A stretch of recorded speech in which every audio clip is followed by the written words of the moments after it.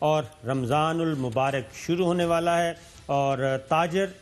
بے چین ہیں کہ جناب وہ یکم رمضان کو ہر صورت میں کاروبار کا آغاز کرنا چاہتے ہیں، اور علماء کرام نماز تراویح ہر صورت میں باجماعت مساجد میں اہتمام کرنا چاہتے ہیں، لیکن ڈاکٹرز متنبہ کر رہے ہیں، اور آپ کو پتہ ہے کہ ڈاکٹرز کی رائے ہی مقدم سمجھی جانی چاہیے۔ ڈاکٹر اشرف نظامی صاحب السلام علیکم۔ السلام علیکم جی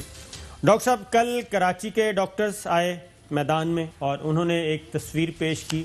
اور انہوں نے بتایا کہ لاک ڈاؤن میں نرمی کے کیا منفی اثرات ہیں،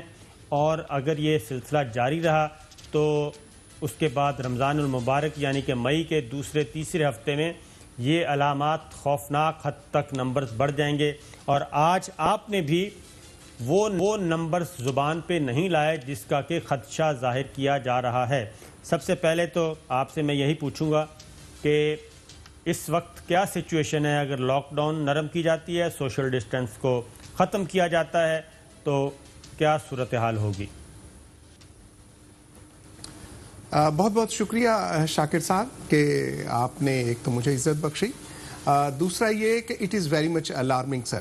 اس کے لیے ہم ایز پاکستان میڈیکل ایسوسی ایشن پہلے بھی کہہ چکے ہیں، ریپیٹڈلی کہہ چکے ہیں، and we in Lahore we started on the 6 February, اس وقت جبکہ یہاں پہ کوئی کیس نہیں تھا، اور آپ جانتے ہیں کہ 26 فیبرری کو پاکستان کے اندر یہ پہلا کیس آیا، اور اس وقت ہم نے حکومت وقت کو، اس وقت ہم نے آرگنائزیشنز کو، اس وقت ہم نے کمیونٹی کو، اس وقت ہم نے ڈاکٹرز کو، ہم نے مزید یہاں پہ کیا کیا تھا کہ ہم نے ریکویسٹ کی جو لاہور کے اندر چائنیز کانسلیٹ ہے ان کو زحمت دی، and he honoured us, I am very much grateful to ہم کہ وہ تشریف لائے اور انہوں نے تفصیلاً یہ ساری باتیں بتائیں کہ how it all happen in China,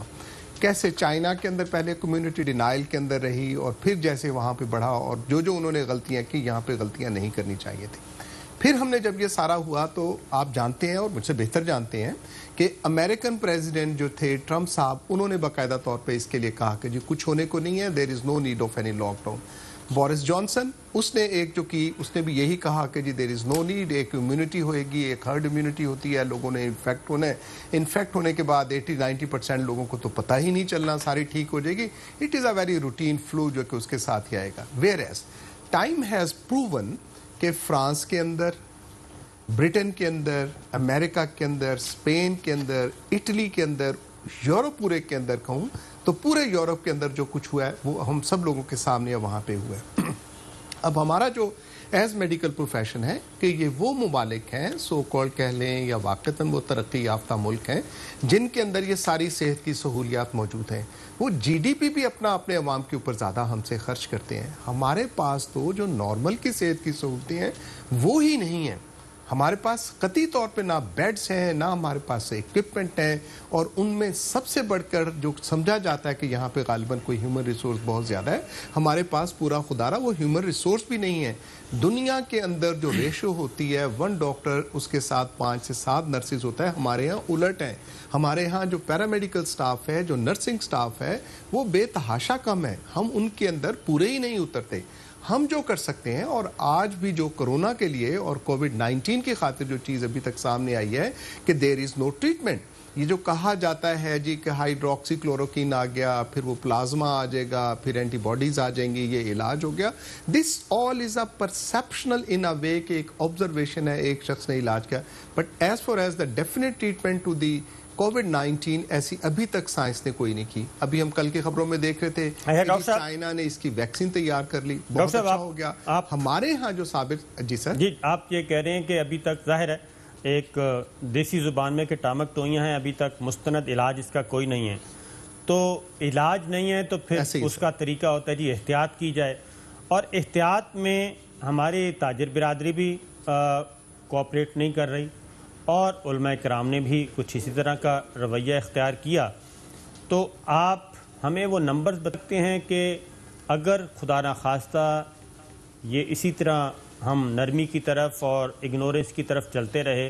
تو نمبرز ہمارے کہاں تک پہنچیں گے، اور اس وقت اس کے بعد سچویشن کیا ہوگی ہماری ہیلتھ سسٹم کی؟ دیکھیں شاکر صاحب، ہم نے ان نمبرز کے اوپر آپ کو پہلے بڑے واضح طور پہ ہم نے بتا دیا. دیکھیں اس کے ساتھ 80% ایسی ہماری پاپولیشن ہوگی, افیکٹ ہوگی, جن کا پتہ ہی نہیں چلنا اور انہوں نے از خود ٹھیک ہو جانا. It's a very calculate scheme. اس کے اندر میتھمیٹکس ہے, اس کے اندر کوئی لمبی چوڑی کوئی راکٹ سائنس یا ایسی سائنس کی کوئی ضرورت بھی نہیں ہے.